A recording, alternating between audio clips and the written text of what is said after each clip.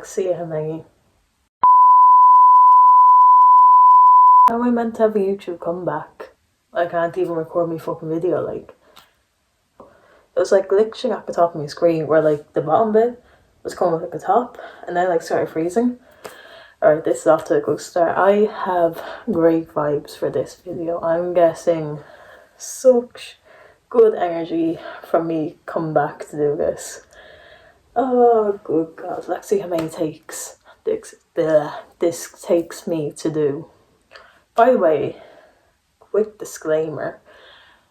Potentially have dyslexia. Very much have a speech impediment, which is great to know. I don't think I knew that last time I recorded. But now I know. So forgive me for not being able to speak. It's not my forte. But, you know, we're trying. You gotta give me attempt marks, like.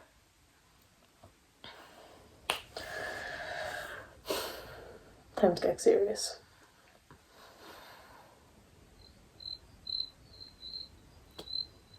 What's my starting point?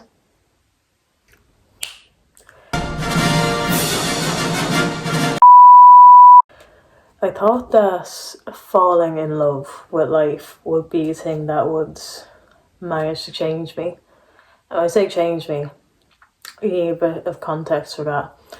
Grew up very mentally ill, we'll put it that way. Since I was 4, had anxiety. Since I was 8, had depression.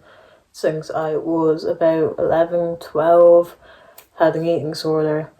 Potential BPD in there as well, undiagnosed, but half diagnosed by therapists, not officially diagnosed. The other ones are. But, yeah, very painfully. Please don't die. Painfully shy, like fucking. I did not speak to anyone, not even my family, not even my friends. I did make an entire video on this beforehand because in a similar situation to where I am now. That was like 8 months ago though. I'm not gonna fucking go on about that again, no one cares. But for the last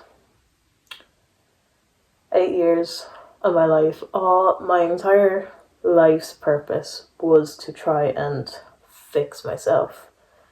And I had this vision in my head of this idealized version of myself that I would become once I overcame the anxiety, the depression, all this, all that. I'd be super extroverted. I'd be the life of the party. I'd be so talkative. I would do all the things that I said I would do. I'd do music. I'd perform in front of people. I would do art. I would put it on the internet. I would do YouTube. I would do sports. I thought that the whole falling in love with life shit would fix me.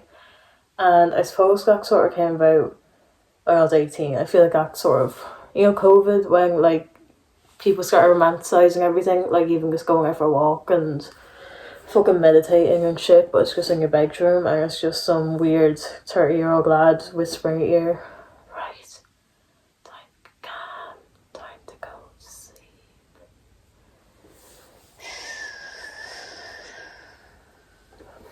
That kind of thing. Tried all that. Tried the meditation, tried the yoga, tried the morning stretches, tried the fucking social media detox, tried the caffeine detox, tried the exercise, the whole fucking doing shit that you like doing, making time for yourself, the whole de-stressing kind of thing. I wouldn't be here if that shit worked. So we can see how well that went. I did get a fair bit from it though, because part of that whole thing is sort of doing things that scare you, and now I'm not scared of much other than failure, which why I'm back here now, because I'm trying this shit again. I don't know if I like the way I'm going with this. Ugh. See, I don't like. I mean, I love doing these scripted videos, but unless I'm like reading off a script, I don't say what I want to say. But the problem with me reading off a script is I'm dyslexic, supposedly, and I have a speech impediment, and ADHD, potentially undiagnosed, but half diagnosed. I can't read, pretty much. I can't speak, pretty much. At least when I just make it up, I'm just speaking, so I don't really do the reading bit. But then I'll say what I want to say, which is annoying for me. But we move on. We're keeping to the theme of this video, which is keep on moving. And so the reason that fucks me up was because I put so much pressure on myself that this would be the thing that would change me. And this is what the internet was saying would change me, and this is sort of what everyone was saying would change me. You know, from doctors, family, therapists, all that bullshit. They all just said, oh, just look after yourself, be nice to yourself, eat a bit better, exercise, do the things you like, stress less. Like, how the fuck do you stress less? Do you not realise that that's how my brain is kind of wired? To just find the most minute thing and blow it up into the most major life stress one can imagine. Do you not realise that just changing my schedule by like 10 minutes will fuck up my entire day? Like, what do you mean to stress less? So anyways, then I thought hitting rock bottom would be the thing that would change me, which is what the last video was. I was at my lowest. I was severely depressed. I was after losing everyone, either to death or just because they're really shit people, and my life was not heading in the direction I wanted it to, and I was feeling really trapped, and I thought that would be the thing that would change me.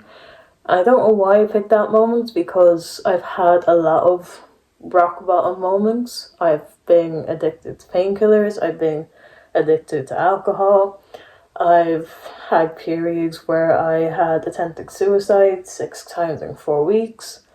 I had periods where I run away from home. I had periods where I was terrified to be in my own home, where I have to lock myself in my room, or I just couldn't come home. I had panic attacks constantly, slept with a baseball bat and a knife beside my bed, tried to drop out of school. So I don't know why I thought that moment would be different, but I suppose that's sort of the one thing that kept me going, just knowing, just hoping that something would click in me, and that there would just be this one big event that would just somehow erase all of my past traumas and coping mechanisms and learned behaviours and how I process things in my life and stressors, information, and the way people interact with me. And I have this whole new outlook on life, and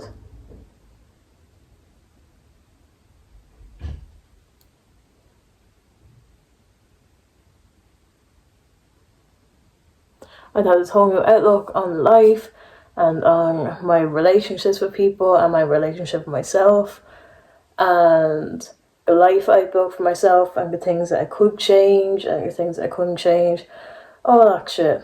I thought just this one big moment would be the thing that would change this, and I thought that would be from me having nowhere else to go. But somehow they say when you're at your lowest, the only way to go is up. Which isn't true, because I just kept going forward. But like, imagine like a graph, but like, so here's like happy, and then rock bottom was like here, and then I just sort of stayed. I sort of flatlined. I couldn't go much lower, but I didn't go any higher like people said I would, and I convinced myself I would, and that almost in a way made me worse. I'd be like down because, oh, we're gonna make some changes, oh, we're gonna fucking not starve ourselves one day a week, oh, we're going to go outside today, we're going to text one person and then I have this little spike of dopamine and serotonin, or whatever the fuck the fucking hormones are, and then I realise that actually it's not for me, and then I come back down, or then I'd be like, right, we're going to play our guitar today. I go up, and then I'd be like, oh fuck, I forgot to play my guitar, back down. So that was just sort of, again, it's like a sine wave. See, why can't you all see this? We're like, look, she knows what she's on about, she knows what a sine wave. Things can pass. Well, it's more like square wave. It's a wave. We'll leave it at that. And I just sort of stayed like that pretty much my entire life. Just this constant back and forth of, oh, I'm going to fix myself, trying to fix myself, realising it's not working, and back down I go. Or something would knock me off course, something would upset me again, I'd have a relapse, in a sense, where I go back to neglecting myself and being really negative and just not enjoying things. And it's been like that since 13 is probably a good pinpoint on it. It's probably been longer, but 13 is where I can safely say I started like that. There's a super secret third option I did not consider, and that is what brings me back here, because I did not think that anger would be the thing that would get me to come back here and get me to fucking start reading again, which I've started doing. Again, dyslexic, ADHD, I've hated reading my entire life pretty much, but I love the concept of it. And now I've read a grand total of about 5 hours in the last 2 days, and I'm back baking, which is something I didn't think I would do for another while. I'm back studying astronomy. I'm studying Irish again, which I thought were way out by the fucking wayside. I'm back producing music.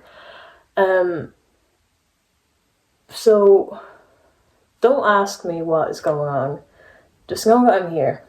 Know that I am here. So I think anger would be the thing that would change me. Mainly because anger was never really a real emotion to me. I wrote about this a few days ago. I'm not going to be able to verbalise it as well as I can write. I'm a lot better at writing than I am at speaking. But anger was an emotion that I was terrified of as a kid, growing up in a very emotionally abusive household, and where every night I'd go to sleep listening to my family fighting, slamming doors and screaming, and I'd cry myself to sleep over. And I became very passive, and I became a people pleaser, and I took out my emotions in different ways. I still got angry, don't get me wrong, but it won't stay like that for very long. It won't stay like that in the same way like my depression stayed. Anger was a very brief but very intense, like maybe 5-minute thing. Like, people had fucked me over so badly, life had fucked me over so badly, but I could only stay mad at them for a few minutes, which kept me in very toxic environments and situations, because I'd always find the good in people, and I always managed to sort of cross out my reason for being angry with a reason to like them and forgive them and give them second chances. And so anger just wasn't really a thing that was part of my life, and it wasn't something I wanted to be.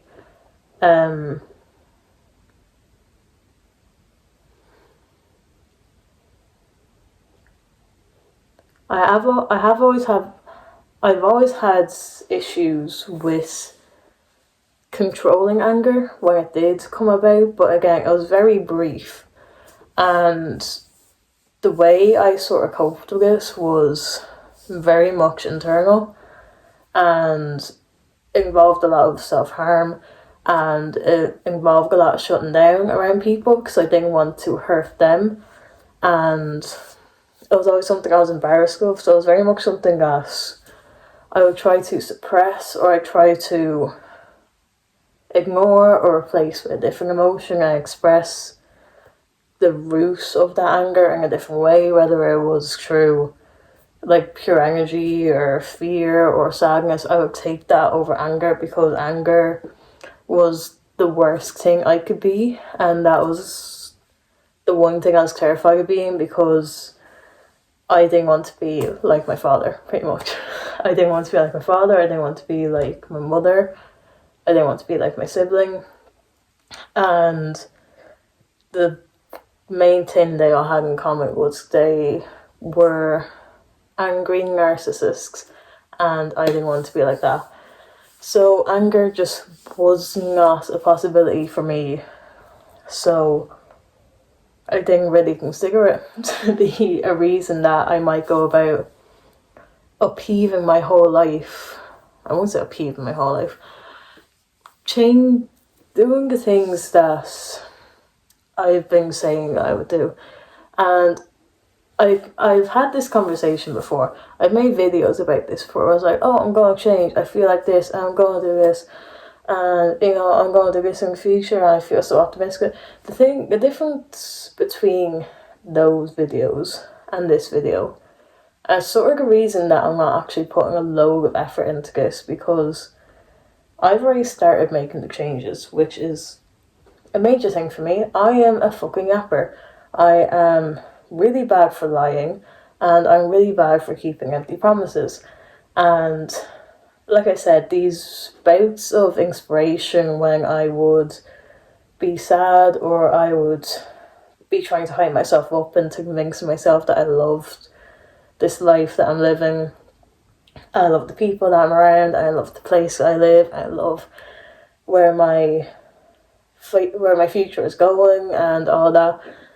The thing about that is that would be very fleeting, and by the time I actually got around to doing things, that feeling was gone. I just actually spent my entire time planning shit. But I mean, I've already sort of started doing a lot of the things that I said I would.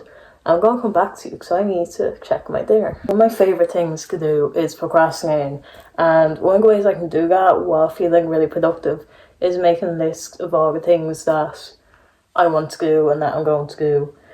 And I was about to do it this time, but I was just so pissed off at everything. And I'm going to try and explain to you why I'm pissed off. I don't know if it's going to make any sense, because it's not entirely making sense to me, because when I say this happened overnight, it wasn't even overnight, it was in a matter of like an hour, because I woke up on Monday, right?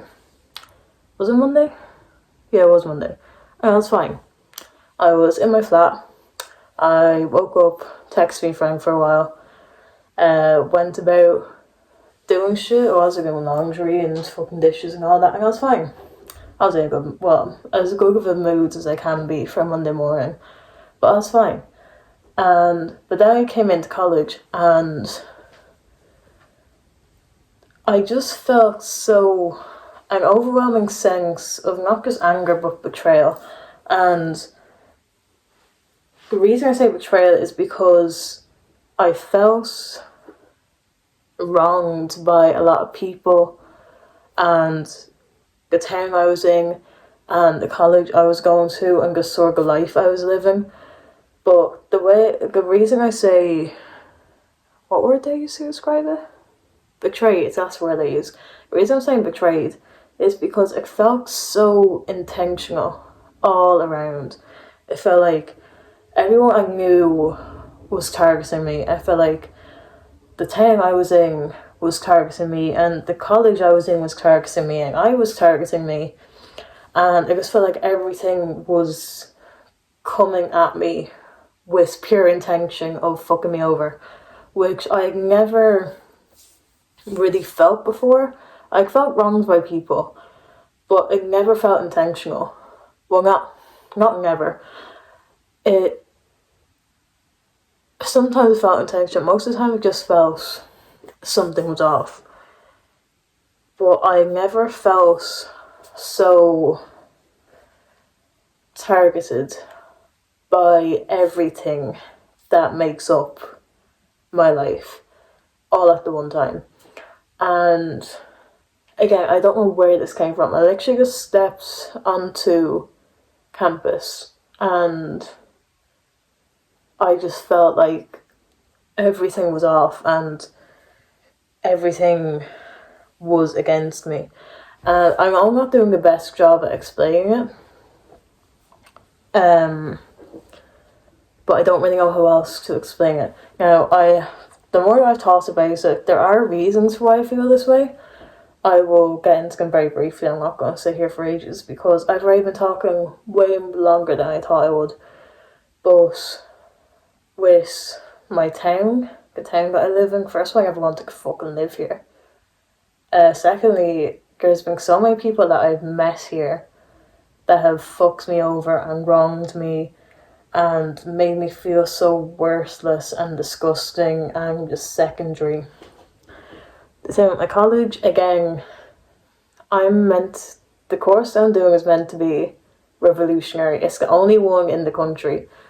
It is meant to be sort of the big head course of this college, the thing that sort of draws people in, the thing that gets sort of advertised the most.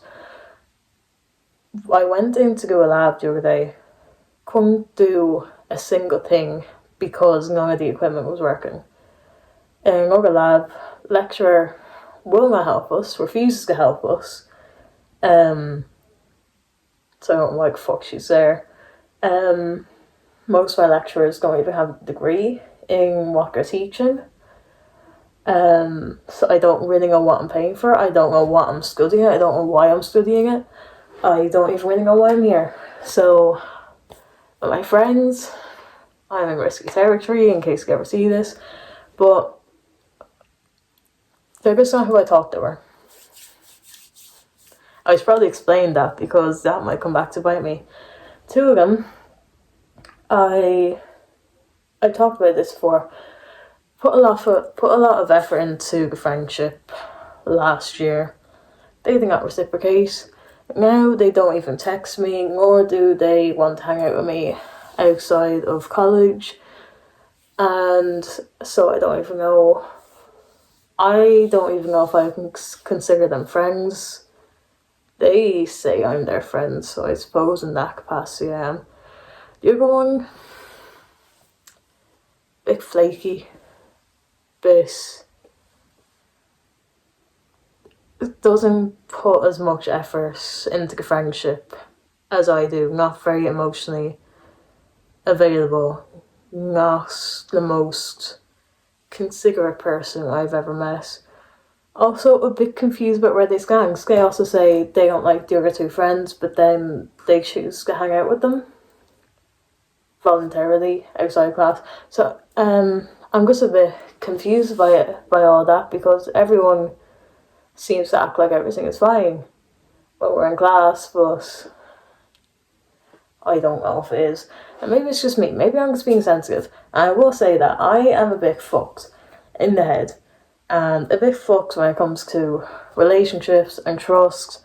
And because I'm such a caring person, I don't mean to say that sort of big myself up, because with the past that I've had,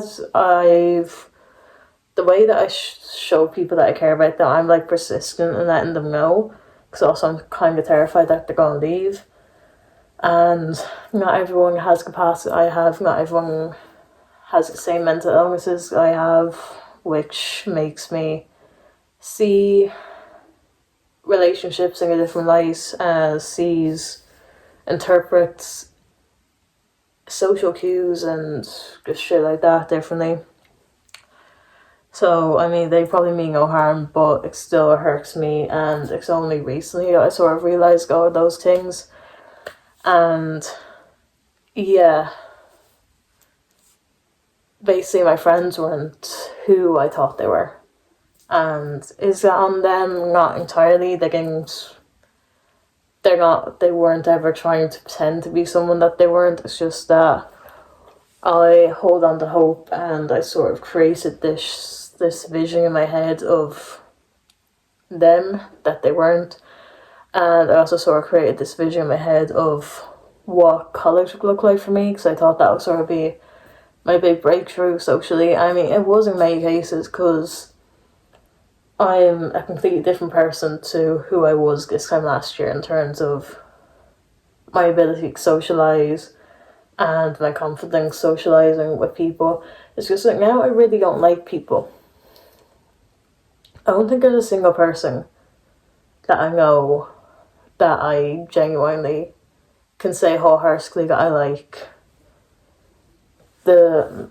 all aspects of them. And maybe that's just me being unrealistic when it comes to people, because I mean, I'm sure there's no one who likes every aspect of me. I'm a bit of a cunt, I won't lie. I am a shitty person a lot of the time. So it's probably a bit hypocritical of me to say shit like that. But I think it's just sort of the timing of everything. So yeah, been spending the last few days just sort of doing my own thing and doing all the things that I said I wanted to do but haven't gotten around to it. And I'm not going to go into fucking detail about it. I've gone on about it long enough. But yeah, I've decided to take a... But yeah, didn't go into college today. And this is another thing that sort of spurred me on a bit, I suppose you could say. Didn't go into college today, having texted anyone, and no one has checked up on me, which kind of disheartening, because I would definitely be checking up on my friends if they weren't in college and they weren't responding to texts. But I'm trying to flip it to be a good thing, because that means no one's thinking about me, which sounds like a bad thing for someone with depression to realise, but I'm sort of a bit of a weird mix. I'm sort of like one of those weird dogs you see at the shelter that you're not quite sure what it is, because it's a bit of everything but it's also a bit of nothing. I'm sort of like a hodgepodge of mental illness, and at the minute it's working to my advantage that no one's watching me, because a big reason why I haven't done a lot of the things that I said I would is because they involve putting myself out there for people to see and critique and to judge and to consume, and if not to consume, they at least be aware of it because they're somewhat involved in my life and things that I want to do, like music and art and like social media. They're all things that are very public, and if I were to go full pelt into them, they would become a very large part of my life. That would be kind of hard to keep secret, and they may end up stumbling upon them. And I don't know where I was going with this point, but I am not really afraid that people will see me. Hence why I started this today, because I've sort of put it off for a while. I haven't been into school since I got back to college, because I never did. So like, oh, what people see, what people find it, what am I going to tell people? I don't give a fuck anymore. I don't give a fuck about them.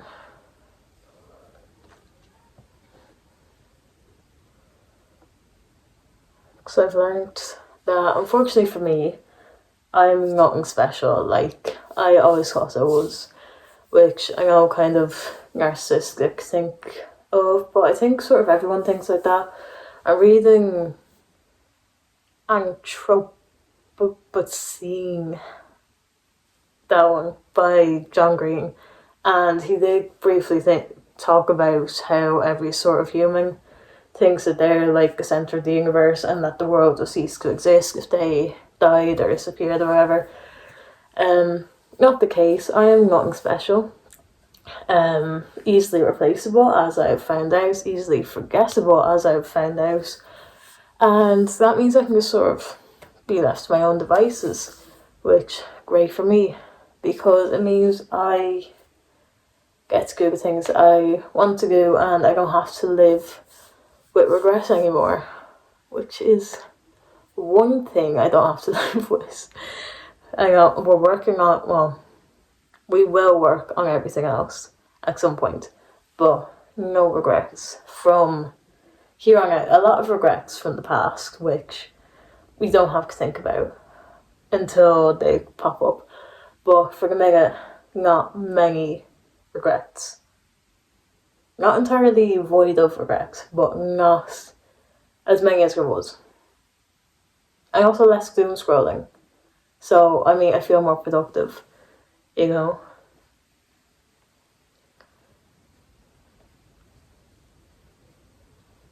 And another thing, it's brought me back to thinking with my heart rather than my head. Because as we've established, head is kind of fucked.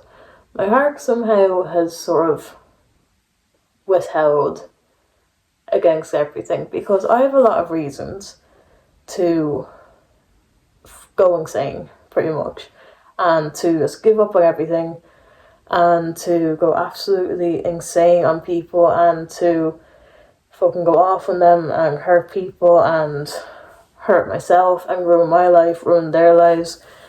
I'm not going to, because I just don't have it in me, and I can't explain to you why, because I've had some people where, like, when I get to know them and they get to know me, and not even necessarily on a deep level, because when I sort of give them the whole thing about, oh, father left, emotionally absent mother, narcissistic sibling, they fucked in the head, sexually assaulted, really bad relationships, really bad friendships. They're like, oh my god, how do you survive? How do you keep going? I don't really choose to. I don't really have a choice in the matter. It's just that my heart just keeps wanting and wanting and believing and believing and hoping that there is a purpose for me being here. I haven't quite found it yet, but I feel like we're on the right track to finding it. And maybe my purpose is to just do things that make me happy, which I'm sort of hoping it will be. We'll find out. I've never actually gone full pelt into the whole trying things that I really want to do and trying to make a life that I'm proud of and that I be a person that I want to be.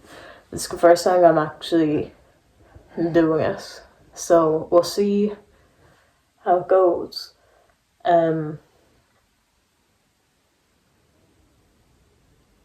Yeah, because for once I'm not actually doing this for myself, which is kind of weird to say. I'm also not doing this for anyone else, so I'm just sort of doing it out of pure spite, because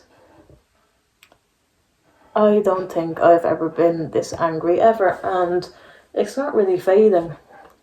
It's been a good 48 hours or more since, I don't even know if fucking days. It's been a good 48 hours minimum since this all started, and like I said, my anger is usually gone within 5-10 minutes. So, and the fact that I'm actually starting shit, that's sort of the main thing for me. I can't start shit. Once I can start shit, I'm actually okay keeping it going. But now that we're starting, we'll see how it goes, because I love being spiteful. I love being angry, which I never thought I would say, but here we are.